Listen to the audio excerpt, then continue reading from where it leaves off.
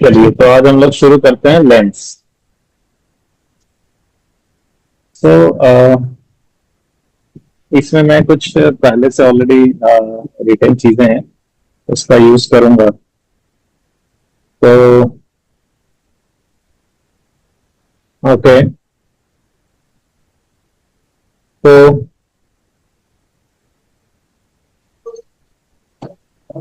Lens की बात करते हैं। तो लेंस क्या है? हम लोग यहाँ पे पढ़ने वाले हैं थिन स्फेरिकल लेंसेज। अब ये हम देखें कि भाई लेंस क्या है, थिन स्फेरिकल लेंसेज किसे बोलते हैं। तो a lens is a transparent medium bounded by two refracting surfaces such that at least one of the refracting surfaces is curved or spherical. So this is a transparent medium bounded by two refracting surfaces such that at least one of the refracting surfaces is curved. एक plane एक curved हुआ तो चलेगा, दोनों curved होगा तो भी ठीक है। दोनों प्लेन नहीं होना चाहिए। अगर दोनों प्लेन हो जाएगा, दोनों रिफ्रैक्टिंग सरफेस अगर प्लेन हो जाएंगे तो वो या तो ग्लास स्लैब हो जाएगा या प्रिज्म हो जाएगा। दोनों रिफ्रैक्टिंग सरफेस अगर प्लेन हो गए और पैरेलल हो गए तो ग्लास स्लैब हो गया।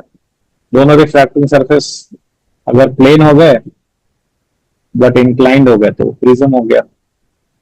और एटलीस्ट एक रिफ्रैक्टिंग सरफेस अगर कर्व्ड हो जाए तो that will be called as lens. At least एक जो है वो कर्व्ड होने चाहिए। Now what do mean by thin spherical lenses? Thin means radius of curvature of the surface is very large in comparison to the thickness of the lens. So thin spherical lens means radius of curvature of the surface is very large compared to the thickness of the lens. अब देखिए यहाँ पे जो example हमने लिया है इसमें दोनों रिफ्रैक्टिंग सरफेस जो है वो स्फेरिकल है। तो इस एग्जाम्पल में दोनों रिफ्रैक्टिंग सरफेस जो है वो स्फेरिकल है। ये लेंस है आपका, ये लेंस है, ये लेंस है। और इसके जो दो रिफ्रैक्टिंग सरफेसेज हैं इसमें एक जो है वो इस स्क्वायर का पार्ट है, एक सरफेस इस स्क्वायर का पार्ट है, और दूसरा जो स्क्वायर है वो ये छोटे वाले स्क्वायर का पार्ट है। तो दोनों रिफ्रैक्टिंग सरफेस यहाँ पे स्फेरिकल हैं and they are part of a given sphere as shown in the figure. अब इसमें से एक स्क्वायर के सेंटर को हम लोग बोलते हैं P1 से डिनोट कर रहे हैं, ये सेंटर ऑफ कर्वेचर हो गया, 1 बोल देंगे इसको। दूसरे के सेंटर ऑफ कर्वेचर को 2 बोल देंगे। रेडियस ऑफ कर्वेचर P1 वाले का R1 हो गया, C2 वाले का R2 हो गया। अब किसे 1 बोलेंगे, किसे 2 बोलेंगे? क्या इस पे कोई लॉजिक है? यस, लॉजिक है। ये 1 किसको बोलना है, 2 किसको बोलना है, ये डिपेंड करता है कि लाइट रे इंसिडेंट पहले कौन से सरफेस पे हुआ, पहले किस सरफेस पे लाइट रे इंसिडेंट हुआ। तो जिस सरफेस पे लाइट रे इंसिडेंट होगा पहले, जैसे इस फिगर में इंसिडेंट रे जो है इस सरफेस पे इंसिडेंट हो रहा है which is a part of a smaller sphere. इस सरफेस पे रे इंसिडेंट हो रहा है पहले which is a part of a smaller sphere. तो ये स्मॉलर स्फेयर के सेंटर को बोल देंगे C1 और इसके रेडियस को बोल देंगे R1। दूसरा वाला जो स्फेयर होगा उसके सेंटर को C2, उसके रेडियस को R2। C1 C2 को जोड़ने वाला जो लाइन होगा उसको प्रिंसिपल एक्सिस, C1 C2 को जोड़ने वाले लाइन को प्रिंसिपल एक्सिस। ठीक है? Yes sir. ठीक। तो जैसे यहाँ पे लाइट रे पहले इंसिडेंट हो रहा है इस पे, पहले इस सरफेस पे इंसिडेंट हो रहा है, तो इसके सेंटर को हम लोग C1 बोलेंगे। ठीक है?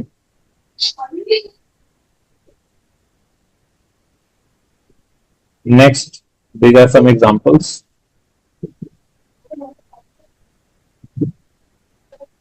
ये देखिए, इसमें जो दोनों रिफ्रैक्टिंग सरफेस हैं वो कॉन्वेक्स हैं, तो we call it as bi convex lens. Bi मतलब दो, दो कॉन्वेक्स. तो दोनों refracting surface, both the refracting surface are convex, तो we call it bi convex. Bi मतलब दो, convex. Both the refracting surface are convex. Light ray जिस surface पे पहले इंसिडेंट हुआ उसके रेडियस को हम लोग बोलेंगे R1. लाइट रे जिस सरफेस पे पहले इंसिडेंट हो गया उसके रेडियस को बोलेंगे R1, दूसरे वाले के रेडियस को R2. इक्वी कॉन्वेक्स लेंस कब बोलेंगे? If R1 is equal to R2, then we call it as equiconvex. Sir biconvex के अंदर सेम नहीं होगा R1 R2? क्या? बाइकॉन्वेक्स के अंदर सेम नहीं होगा? नहीं, बाई कॉन्वेक्स के अंदर, बाई कॉन्वेक्स बस ये बोल रहा है कि दोनों जो रिफ्रैक्टिंग सरफेसेस हैं वो कॉन्वेक्स है. अब वो सेम हो भी सकते हैं, नहीं भी हो सकते हैं. जैसे ये इक्वी कॉन्वेक्स लेंस जो है वो बाई कॉन्वेक्स भी है, बिकॉज इसमें दोनों जो रिफ्रैक्टिंग सरफेसेस हैं वो कॉन्वेक्स हैं. तो this is also by convex. ये बाई कॉन्वेक्स में भी अगर R1 R2 सेम हो जाए तो ये भी इक्वी कॉन्वेक्स बन जाएगा. तो बाई कॉन्वेक्स कहने का मतलब both the refracting surfaces are convex. Equi convex कहने का मतलब कि दोनों कॉन्वेक्स तो है ही, प्लस दोनों का रेडियस ऑफ कर्वेचर भी सेम है. ठीक है. सिर्फ बाई कॉन्वेक्स बोलने से क्लियर नहीं होगा कि वो इक्वी कॉन्वेक्स है कि नहीं. हो भी सकता है, नहीं भी हो सकता है. अगर R1 R2 सेम हो गया तो इक्वी कॉन्वेक्स, नहीं इक्वी कॉन्वेक्स नहीं हुआ तो इक्वी कॉन्वेक्स नहीं हुआ. ठीक है. यस. हाँ, तो नेक्स्ट है plano convex lens. Plano convex, इसमें एक जो रिफ्रैक्टिंग सरफेस है वो प्लेन है और एक जो रिफ्रैक्टिंग सरफेस है वो कॉन्वेक्स है. We call it as plano convex lens. जो रिफ्रैक्टिंग सरफेस प्लेन होगा उसका रेडियस ऑफ कर्वेचर इंफिनिटी हो गया.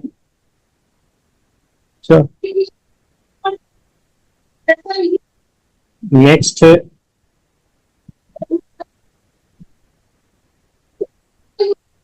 By concave lens.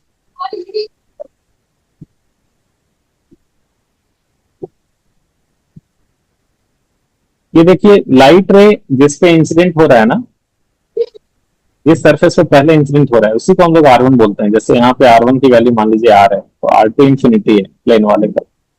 यहाँ पे लाइट रे पहले प्लेन सरफेस पे इंसिडेंट हो रहा है, तो प्लेन सरफेस पे पहले इंसिडेंट हो रहा है, तो जिससे पहले इंसिडेंट होगा उसको R1 बोलेंगे. तो R1 जो है वो प्लेन है, तो उसका रेडियस ऑफ कर्वेचर इंफिनिटी हो गया. तो यहाँ पे R1 जो है वो इंफिनिटी हो गया और R2 हो गया ये स्फेरिकल वाला. ठीक है. Yes sir. ओके. नेक्स्ट है by concave lens. By concave का मतलब दोनों refracting surface concave. By concave का मतलब दोनों refracting surface concave. Equi concave, जब R1 R2 सेम हो जाए वो इक्वी कॉन्केव हो गया. प्लेनो कॉन्केव, एक रिफ्रैक्टिंग सरफेस प्लेन और एक रिफ्रैक्टिंग सरफेस कॉन्केव. जैसे ये भी हो गया, ये भी हो गया. जिस पे लाइट रे जिस सरफेस से पहले इंसिडेंट होगा उसका रेडियस ऑफ कर्वेचर R1. तो यहाँ पे R2 जो है वो इंफिनिटी है बिकॉज सेकंड वाला सरफेस प्लेन है, और यहाँ पे लाइट रे पहले प्लेन वाले सरफेस पे पड़ रहा है, तो यहाँ पे R1 इंफिनिटी हो गया. क्लियर है? Yes sir. नेक्स्ट, अब यहाँ पे लेंस में बड़ा इंपॉर्टेंट चीज है, वो है कि इसमें दो दो फोकस होते हैं. तो इसमें दो दो फोकस होते हैं. एक को हम लोग बोलते हैं फर्स्ट फोकस और इमेज फोकस. फर्स्ट फोकस और इमेज फोकस किसे बोला जाता है? It is a point at which if an object is kept the rays become parallel to the principal axis after refraction from the lens. So it is a point at which if an object is kept, the rays become parallel to the principal axis after refraction from the lens. ठीक है. अच्छा, जैसे ये convex lens का हो गया, ये concave lens के लिए ऐसा फिगर होगा. कॉनकेव लेंस के लिए ऑब्जेक्ट फोकस इस साइड में लाई करेगा. तो इंसिडेंट रेज अगर यहाँ पे कन्वर्ज होते हुए दिखते इस वाले पॉइंट पे, तो in that case after refraction from the lens they become parallel to the principal axis. तो कॉनकेव लेंस के लिए ऑब्जेक्ट फोकस यहाँ पे हो गया. ठीक है चुनमन. Yes sir. अब एक बात बताइए, कॉन्वेक्स लेंस के लिए जो ऑब्जेक्ट फोकस होगा वो क्या लिखेंगे? उसका साइन कन्वेंशन के हिसाब से फर्स्ट फोकस के लिए ये डिस्टेंस जो है क्या लिखेंगे? पॉजिटिव लिखेंगे या नेगेटिव लिखेंगे? नेगेटिव लिखेंगे. नेगेटिव, बिकॉज लेंस के लिए all the distances are measured starting from the optical centre of the lens. इस वाले पॉइंट को ऑप्टिकल सेंटर बोलते हैं. लेंस वाले केस में सारे distances are measured starting from optical centre. So if you start from optical center and move towards the object focus, you are moving opposite to the direction of incident ray. So this object focus will be negative. और concave lens के लिए जो object focus है वो positive होना चाहिए इसका sign या नेगेटिव होना चाहिए? For concave lens, if you are starting from optical center and moving towards object focus, you are moving in the direction of incident ray. So इस केस में, in the case of concave lens, जो object focus है उसका sign positive हो गया. अच्छा, अगर हम इंसिडेंट रे का डायरेक्शन रिवर्स कर दें, उल्टा कर दें, तो क्या साइन पे कोई फर्क पड़ेगा पॉजिटिव नेगेटिव पे? जैसे मान लो कॉन्वेक्स लेंस के लिए मान लीजिए कि यहाँ पे ऑब्जेक्ट रखें और ये लाइट रे ऐसे इस डायरेक्शन से इंसिडेंट हो, आफ्टर रिफ्रैक्शन ये चला गया parallel to the principal axis. तो यहाँ पे ऑब्जेक्ट फोकस क्या है? पॉजिटिव हो जाएगा या नेगेटिव हो जाएगा? नेगेटिव. नेगेटिव ही रहेगा, बिकॉज यहाँ पे starting from optical centre if you go towards object focus then again you are moving opposite to the direction of incident ray. तो यहाँ पे भी ऑब्जेक्ट फोकस का जो साइन होगा वो नेगेटिव ही आएगा. ठीक है. Yes sir. दूसरा है सेकंड फोकस और इमेज फोकस. पहला वाला था फर्स्ट फोकस और ऑब्जेक्ट फोकस. पहला वाला जो था ये था फर्स्ट फोकस और ऑब्जेक्ट फोकस. दूसरा वाला जो है ये है सेकंड फोकस और image focus.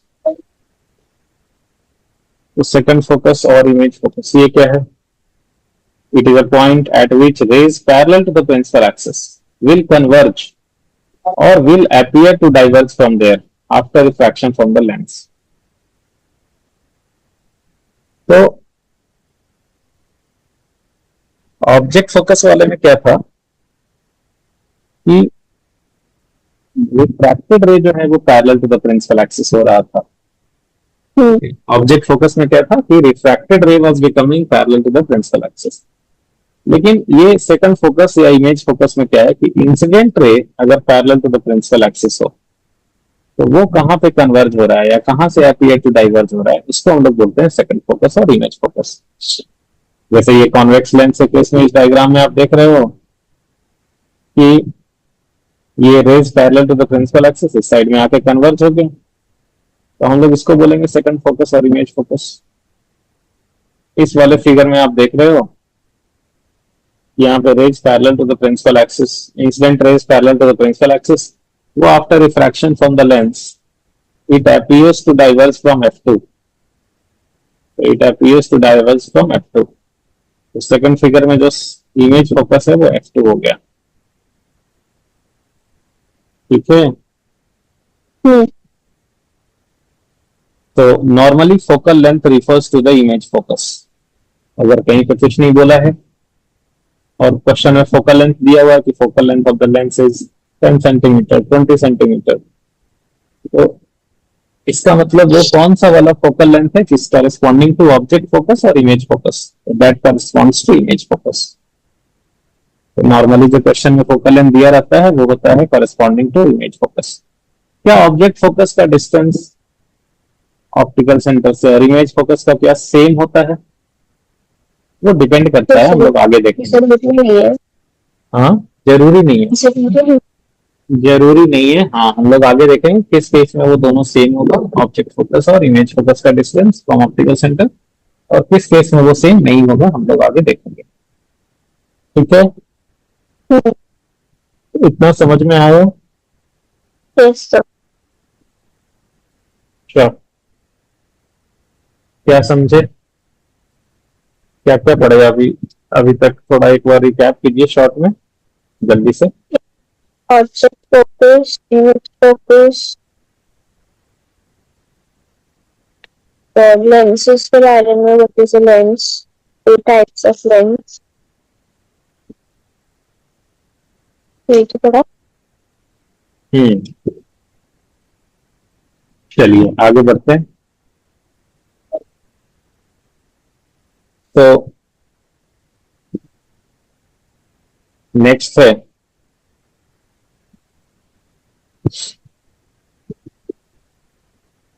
Optical centre. Optical centre, optical centre जो है क्या है? If light passes through optical center, incident ray and emergent ray will be parallel। तो एक ऐसा पॉइंट है लेंस के अंदर जहां से अगर इंसिडेंट रे पास करता है तो जो इमर्जेंट रे होता है वो इंसिडेंट रे के पैरेलल हो जाता है। तो बेसिकली इस छोटे से पोर्शन की अगर बात करें तो इस पोर्शन में लेंस जो है वो ग्लास स्लैब की तरह बिहेव करता है, बिकॉज इंसिडेंट रे और इमर्जेंट रे पैरेलल टू ईच अदर होते हैं ग्लास स्लैब। तो इस वाले पोर्शन में, इस बहुत ही स्मॉल पोर्शन में यहाँ पे जो है वो लेंस बिहेव करता है ग्लास स्लैब की तरह। तो if light passes through optical center, incident ray and emergent ray will be parallel।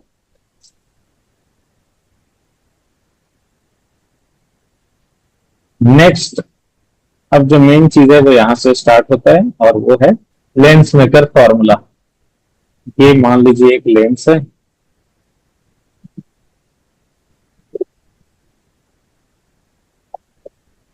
और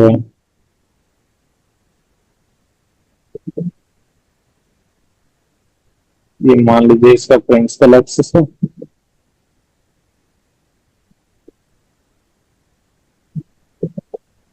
क्या ये ऑब्जेक्ट है यहाँ पे,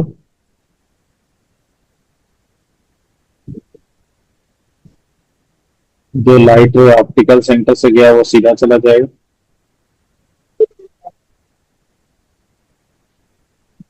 और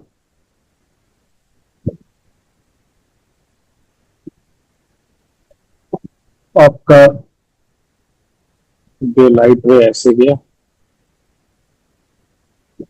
एक बार इसका डेविएशन हुआ इधर, और अगली बार ये चला आया ऐसे।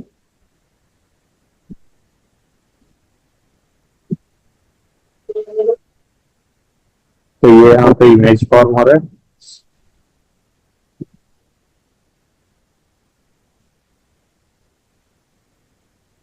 क्या अगर लेंस नहीं होता तो ये भी सीधा चला जाता है ऐसे, लेंस नहीं होता तो सीधा चले जाता है ऐसे। पहला रिफ्रैक्शन हुआ तो जो ये रे है, ये जो रे है ये फर्स्ट रिफ्रैक्शन के बाद I1 पे कन्वर्ज होता हुआ दिख रहा था, लेकिन फिर सेकंड रिफ्रैक्शन हुआ तो ये आई पे कन्वर्ज कर गया। तो ऑप्टिकल सेंटर से जो ऑब्जेक्ट का डिस्टेंस है, let us denoted by you.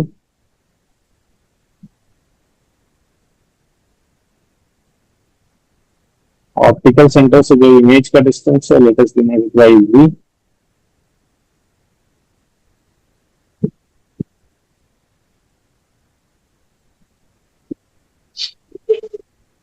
और ऑप्टिकल सेंटर से जो I1 का डिस्टेंस है, let us denoted by V1।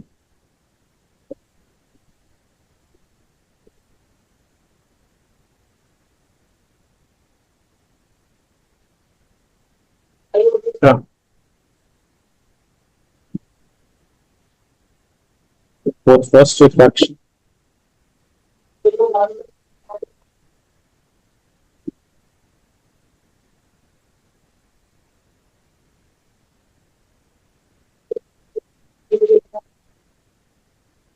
देखो लेंस में दो रिफ्रैक्टिंग सरफेसेस हैं, तो बेसिकली दो बार रिफ्रैक्शन हो रहा है।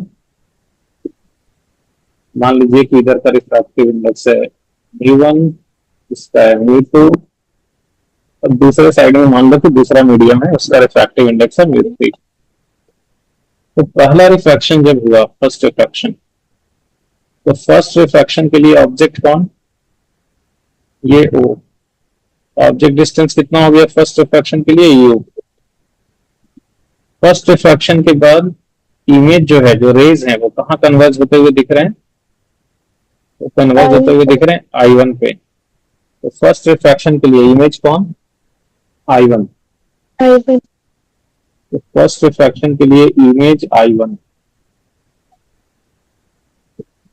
अच्छा, तो इसके लिए अगर फॉर्मूला लिखेंगे हम लोग, तो वो हो जाएगा μ2/v v1 minus μ1/u, because first refraction के लिए जो इमेज है वो आई1 पे बन रहा है, इसका डिस्टेंस यहाँ से v1 है, तो this is μ2/v1 minus μ1/u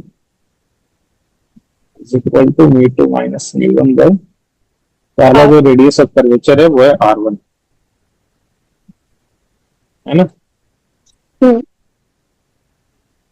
अच्छा, तो सेकंड रिफ्रैक्शन हो रहा है,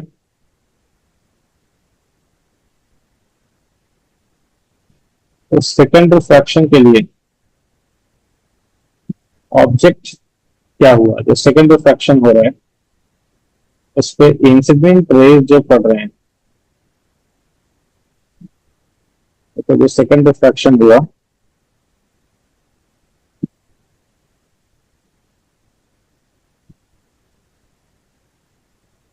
जो सेकंड रिफ्रैक्शन हुआ उस पे जो इंसिडेंट रेज है,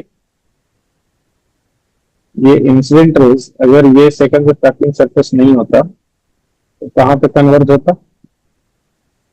आई1 पे। I1. तो इंसिडेंट रेज सेकंड सरफेस के लिए ये हुआ ना, तो इसके लिए ऑब्जेक्ट क्या हो गया, आई1। और बाद में रिफ्रैक्शन के बाद ये कन्वर्ज हो रहा है आई पे, तो इमेज क्या हुआ, I. आई। इसमें जो इंसिडेंट रे है वो म्यू2 में है, और जो रिफ्रैक्टेड रे है वो म्यू3 में है,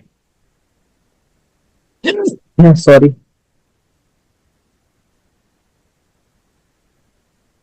तो यहां पे हो जाएगा μ3/v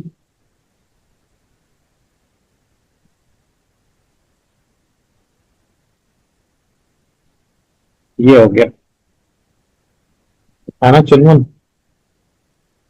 Yes, sir. अच्छा, अब ये फर्स्ट और सेकंड को जोड़ दो आप, तो एडिंग 1 and 2,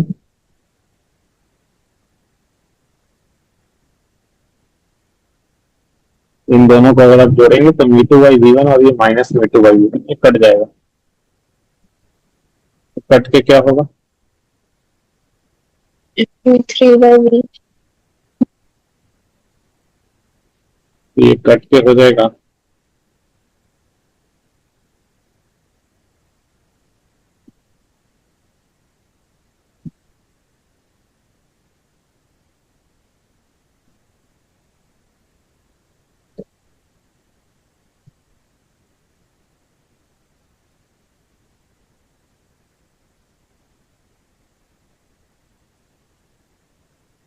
तो ये हो गया फॉर्मूला, ठीक है। Hmm. इसको हम लोग बोलते हैं general form of lens method formula, क्या बोलते हैं इसको, Usual form of lens makeup formula. हाँ ये याद रखना है, याद रहेगा क्या, Hmm. वैसे ही तो है जैसे फर्स्ट स्फेरिकल वाला करा था। हाँ लेकिन ये डायरेक्टली याद रहेगा, सच दैट कि आप जहाँ जरूरत पड़े जल्दी से ये फॉर्मूला लगा सको।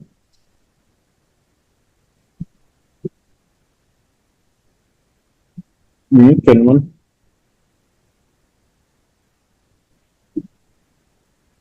Directly याद रहेगा as it is formula. हाँ एज इट इज फॉर्मूला याद रखेगा। तो देखिए इससे रिलेटेड कुछ इंपॉर्टेंट पॉइंट्स लिखते हैं हम लोग। जैसे पहला पॉइंट जो है वो ये है कि रेज शुड बी पैरेक्सियल।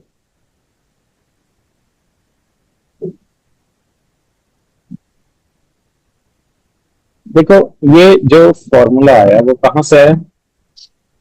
ये सिंगल स्फेरिकल सरफेस से रिफ्रैक्शन के केस में जो फॉर्मूला आया वहीं से आया। जो फॉर्मूला था वो v माइनस म्यू तो वहीं से आया। अब ये जो फॉर्मूला था this was valid only for paraxial rays. तो जो और ये जो फॉर्मूला है इसी से आया है। तो अगर ये डिपेंड कर रहा है पैरेक्सियल रेस पे, वैलिड सिर्फ पैरेक्सियल रेस के लिए वैलिड है, तो ये फॉर्मूला जो उससे आया है वो भी तो सिर्फ पैरेक्सियल रेस के लिए वैलिड होगा।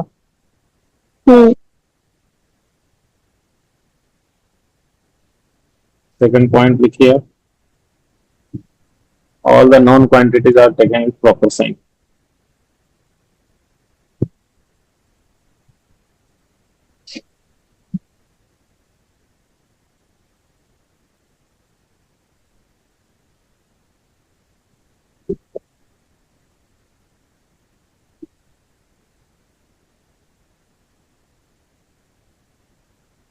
All the known quantities are taken with proper sign. जो चीज पता रहेगा वो साइन के साथ डालना है, जो पता नहीं रहेगा उसको साइन नहीं डालना है, वो तो आंसर में ही साइन के साथ आएगा। And this is valid only for thin lenses.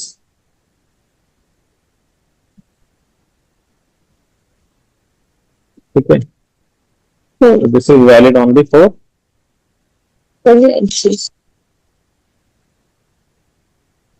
thin lens। किसको बोलते हैं?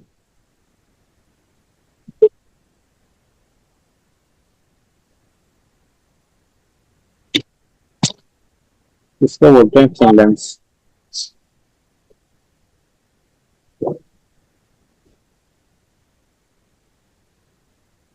और R1 किसको बोलेंगे, किसका रेडियस ऑफ कर्वेचर?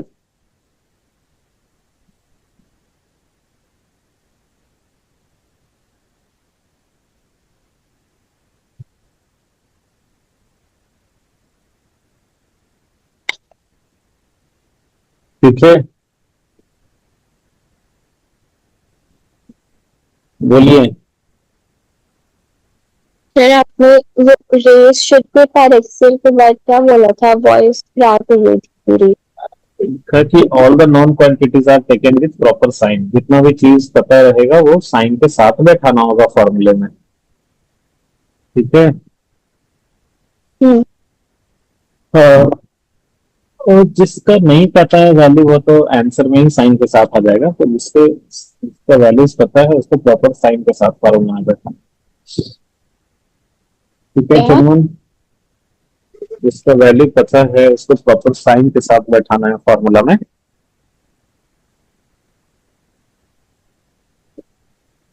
फॉर्मूला में जिनका वैल्यूज पता है उसका वैल्यू प्रॉपर साइन के साथ, जैसे ऑब्जेक्ट डिस्टेंस, ये सब प्रॉपर जो पता है वो प्रॉपर साइन के साथ बैठाना। तो चलिए यहाँ पे हम लोग देखते हैं एक स्पेशल केस।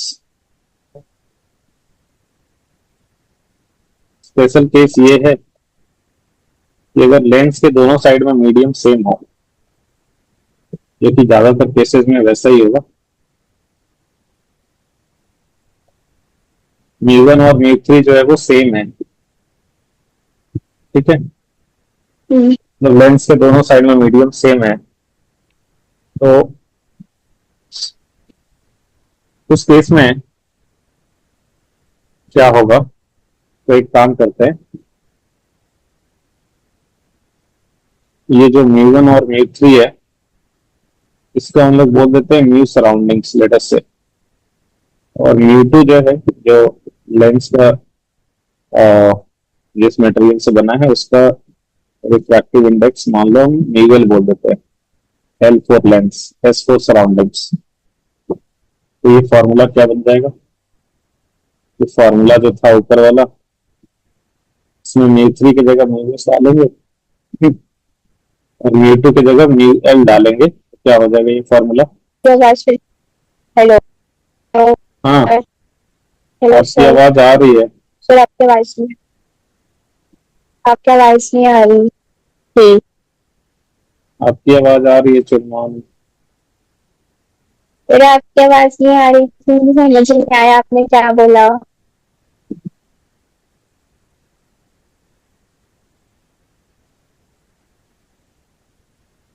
ठीक है, क्या ये चल रहा है? ये एज्यूम किया है म्यू सराउंडिंग्स। हम्म। म्यू 1 और म्यू 3 अगर सेम है ना, तो उसको म्यू सराउंडिंग्स नाम दे दिया, म्यू एस से डिनोट कर रहे हैं। ठीक है, हम्म। और म्यू 2 मतलब mu lens, we are denoting it by mu L. ठीक है, हम्म। तो ये फॉर्मूला है।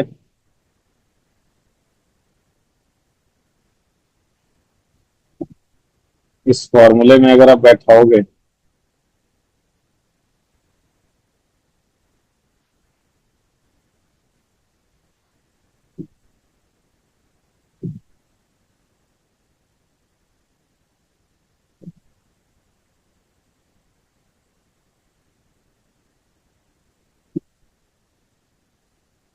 ओके। हेलो। हाँ, क्या हुआ? क्या हुआ चुनमोहन? फिर मेरी मीटिंग अपने आप लीव होके खुद रिज्वाइन हो गई। अच्छा, बड़े बड़े मीटिंग्स में ऐसी छोटी छोटी बातें हो जाती हैं।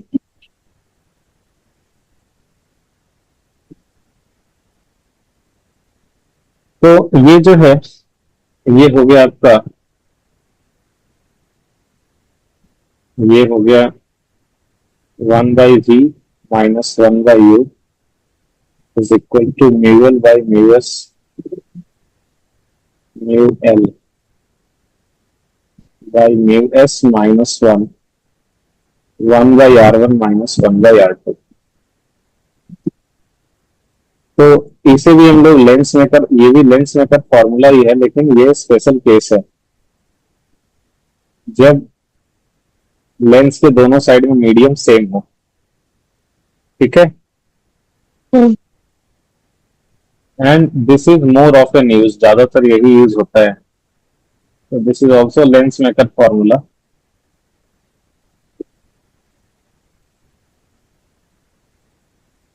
And this is also lens maker formula.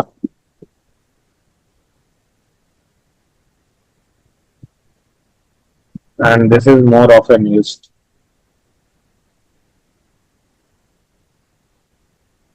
ठीक है, हम्म। तो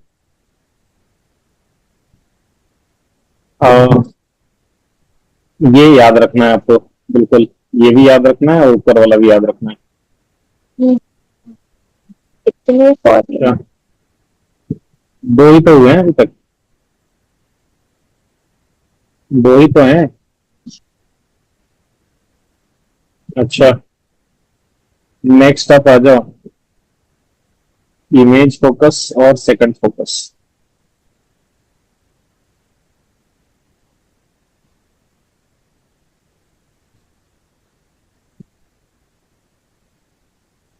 इमेज फोकस और सेकंड फोकस, आप याद कीजिए कि इमेज फोकस और सेकंड फोकस किसे बोलते हैं? जिसमें इंसिडेंट रेज कन्वर्ज या फिर डाइवर्ज होते हैं, मैं पास इंसिडेंट। जिसमें rays parallel to the principal axis जिस पॉइंट पे कन्वर्ज हो जाए या फिर क्लियर टू डाइवर्ज। यहां से डाइवर्ज होता हुआ दिखे।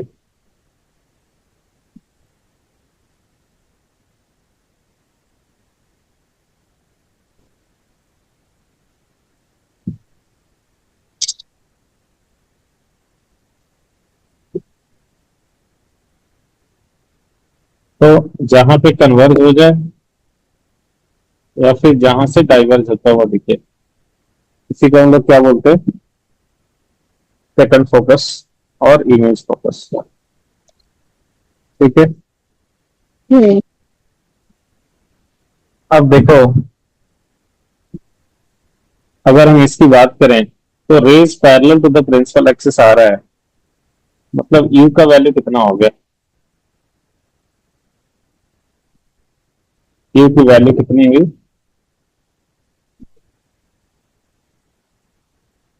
माइनस इंफिनिटी, है ना। यू की वैल्यू कितनी हुई, incident ray parallel to the principal axis है ना, तो ऑब्जेक्ट डिस्टेंस क्या बोलेंगे, इंफिनिटी तो बोलेंगे। ऑब्जेक्ट इंफिनिटी पे है तो ऑब्जेक्ट डिस्टेंस कितना होगा, इंफिनिटी होगा। हाँ माइनस इंफिनिटी होगा ना। हम्म। तो रेज कहाँ पे कन्वर्ज हो रहा है या फिर डाइवर्ज हो रहा है, सेकंड फोकस पे, कहाँ यस सर। कहाँ पे हो रहा है, सेकंड फोकस पे। तो हम लोग उसी को फोकल लेंथ लिख रहे हैं, तो v की वैल्यू कितनी हो जाएगी, f हो जाएगा। v का वैल्यू क्या f होगा, हम लोग f वाले में साइन नहीं डालेंगे, बिकॉज ऑटोमेटिकली साइन आ जाएगा इक्वेशन से। ठीक है, हम उसको वेरिएबल ही रहने देंगे। तो उसको हम लोग वेरिएबल ही रहने देंगे और इक्वेशन में डाल देंगे। ठीक है, तो देखिए, अगर ये चीज आप इस इक्वेशन 2 में बैठाते हो तो v के जगह बैठा दो f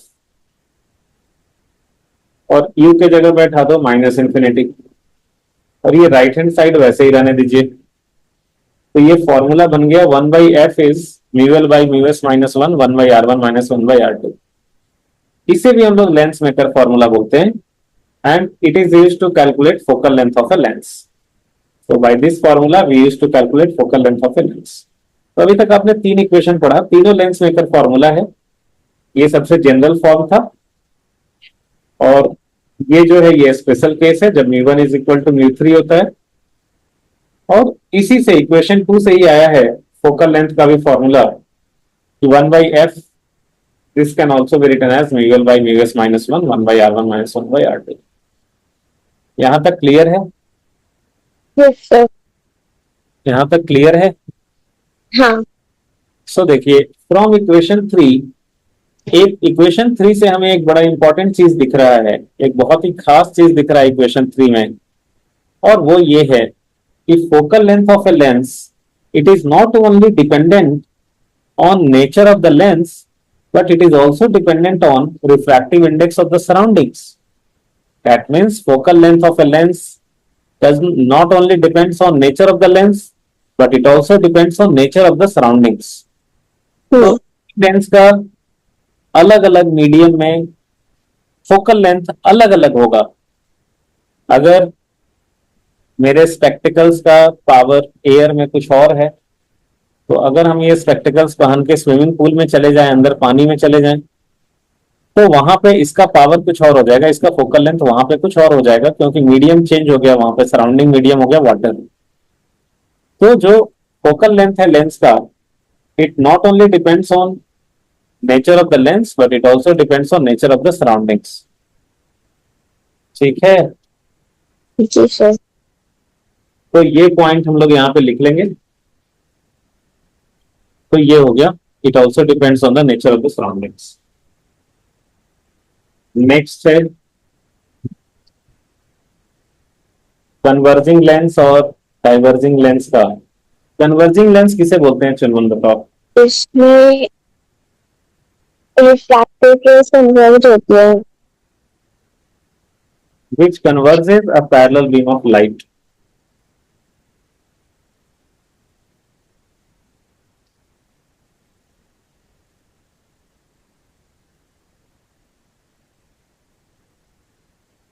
A parallel beam of light on the other side of the lens. Parallel beam of light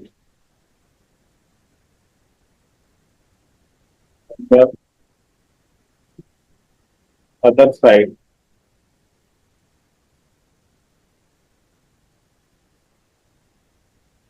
which converges a parallel beam of light on the other side of the lens.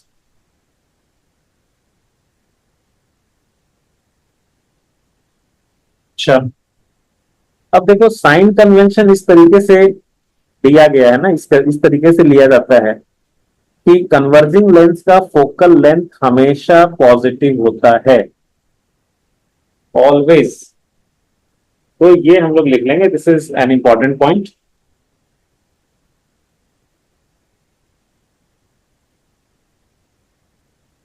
Sign convention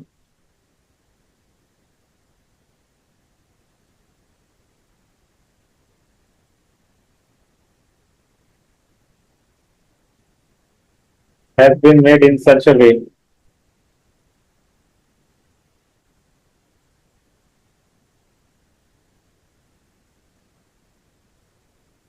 that focal length or power of a converging lens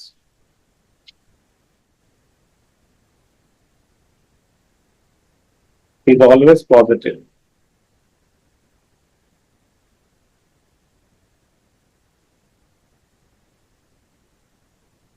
Sign convention has been made in such a way that focal length of a converging lens is always positive. Converging lens का focal length हमेशा positive होता है। आप देख लो ना, आपको इसमें दिख रहा है कि नहीं कि फोकल लेंथ पॉजिटिव है? पॉजिटिव ही है। अच्छा, Yes, sir. और डाइवर्जिंग लेंस किसे बोलते हैं? जो डाइवर्स होता है ना, एक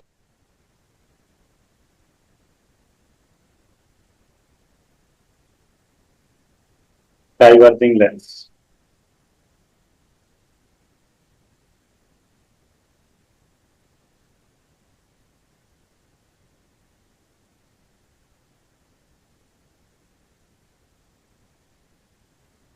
which diverges a parallel beam of light.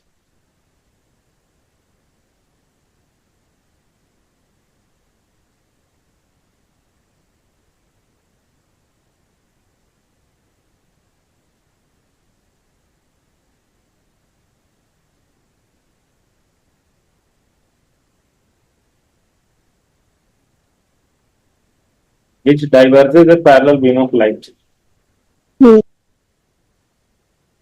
Sign convention इस तरीके से बनाया गया है कि डाइवर्जिंग लेंस का जो फोकल लेंथ होता है या पावर होता है वो ऑलवेज निगेटिव होता है।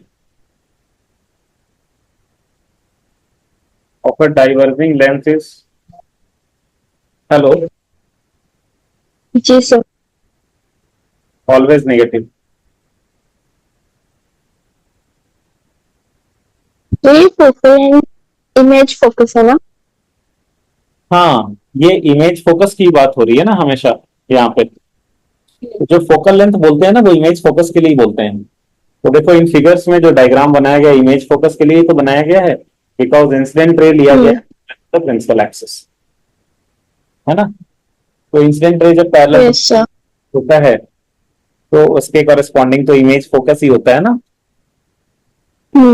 तो ये ध्यान रखना है कि कन्वर्जिंग लेंस का फोकल लेंथ हमेशा पॉजिटिव होगा और डाइवर्जिंग लेंस का फोकल लेंथ हमेशा नेगेटिव होगा। नेगेटिव होगा। ठीक है,